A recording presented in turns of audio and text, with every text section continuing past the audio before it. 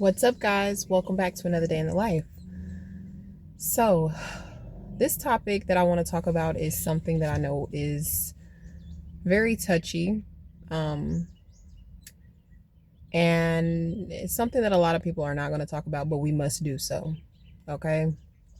I heard it on another letter carriers channel I watch. I like to support my brothers and sisters out there because we are all in this thing doing this thing, right? And I like to support everybody that I can. If I can support you, I'm going to. But he stated he was talking about mental health, and I said this is something that I really really need to talk about because I had to go through it real heavy, um, real hard here, uh, and that is one of the main reasons why I decided that I wanted to take another route. I think that the job itself is not hard. Carrying the mail is probably one of the easiest things that I've done. It's like natural to me. It almost feels as though I have to tell myself that you are not a robot and this is not what you are meant to be doing for the rest of your life. And the reason why I have to tell myself that is because it comes that natural to me. It almost felt like I was like, you know what? This is really easy. In the very beginning, it was hard. And that was because it was like I had to do a mindset shift. But once I did that mindset shift, it became like super easy. Um, and I found myself, getting the mail done a lot quicker than the other carriers. And it was just because it's not hard for me. And that's when you have to ask yourself, like, if this is not a hard job, if it doesn't challenge me, then I must seek something that does. And I'm not saying that you must always seek something that challenges you, but I mean, if you really want to get somewhere in life, that's what you have to do. So I had to seek something that was going to challenge me. And when I started going through my um, mental health issues due to the way this job was treating me because of the injury that I incurred because of this job, there was no way that I was going to continue to keep relying on this job. The work environment that I had to go through. Y'all, I tell y'all that my hours got cut back, but I don't tell y'all how it happened. I don't tell y'all the ugly part of management being ugly and cutting my hours back and then just being carriers being ugly. I mean, the mental abuse that you go through from being injured is like far beyond anything. You're just like, whoa. Like, what if this would have happened to you? You know what I mean? What if you were in the same situation? Would you want somebody to treat you like this? And I realized that that's just the natural behavior that they have. They're going to naturally do that to you because that's the way the system trains them to be. And they think that it's a method to pull you out of the situation that you're in so that way that, as they say, you will stop faking. But it's not a fake. It's a reality thing. It's a reality that I got injured because you had wax on the floor and you had no wet floor signs down. And then I had to endure the pain and the suffering because you felt like I was a burden to all of the other carriers because I couldn't do what all the other carriers could do. That, y'all just don't know what kind of what that did to my mental. Like having actual spaz outs on the workroom floor because of the way the postmasters are treating you and the way that they're acting towards you. It didn't even matter that I was in a position of power. It didn't matter that I was in a position of being able to do something because the system that I was in was still programmed within the system. So yeah, I might have had a position of power, but guess what? You can only do as much as they allow you to do within their program. So I was going through it mentally and physically. And they try to say, oh, it's an equal opportunity. But how do you get an equal opportunity out of getting your hours cut back because you got injured due to something that they could have prevented? Had they been on their P's and Q's, right? But you got to suffer behind it. And then you got to deal with all the anguish that comes with it. When I tell you that the Most High woke me up and showed me that I could not depend on this place, that I couldn't depend on nothing or no one. And then they try to say, oh, well, you have some type of insurance. That insurance that you need to make sure that you're okay, to make sure that you still are able to pay your bills is OWCP, right?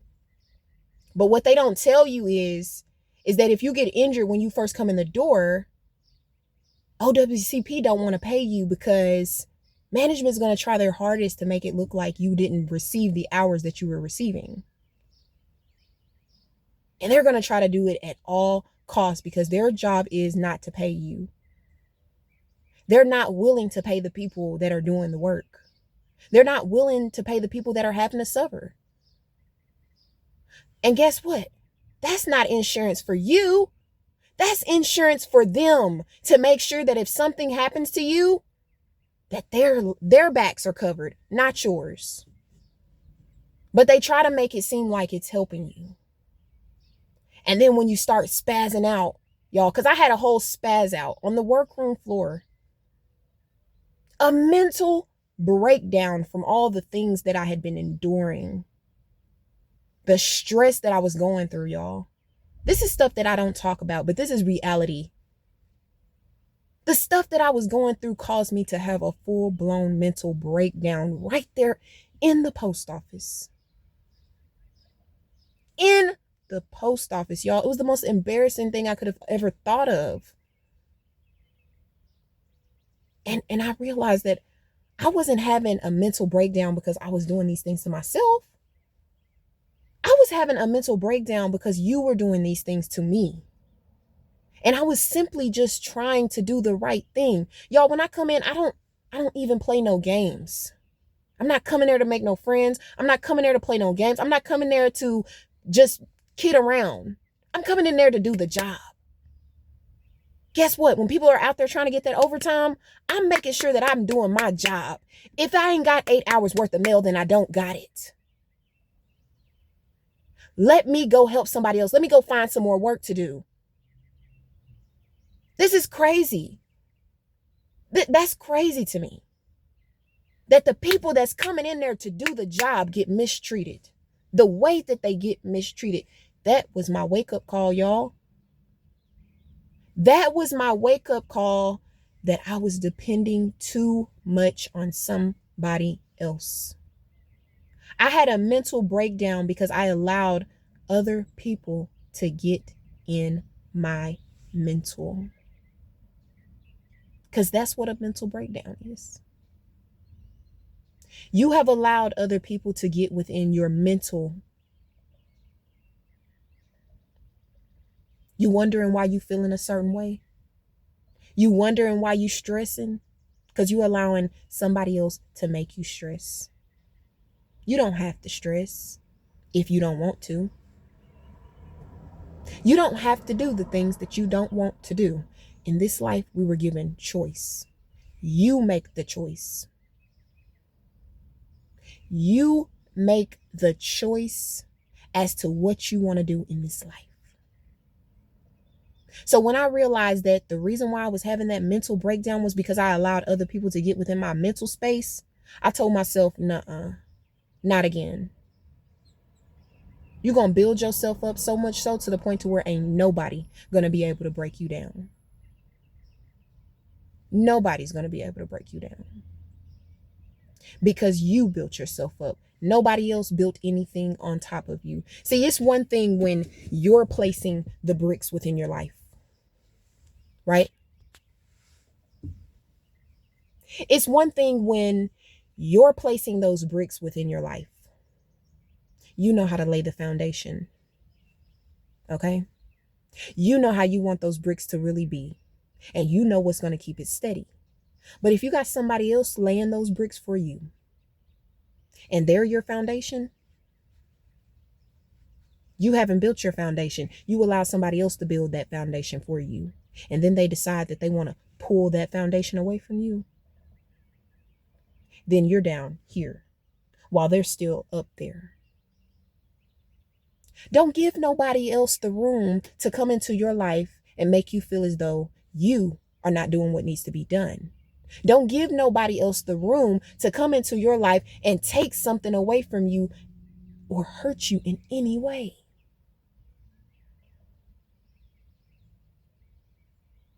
You got to be strong. And I know that's easier said than done, but it starts by you taking back your life. Realizing that that system that you're in is not designed for you to get out. You have to make the way out if you want it.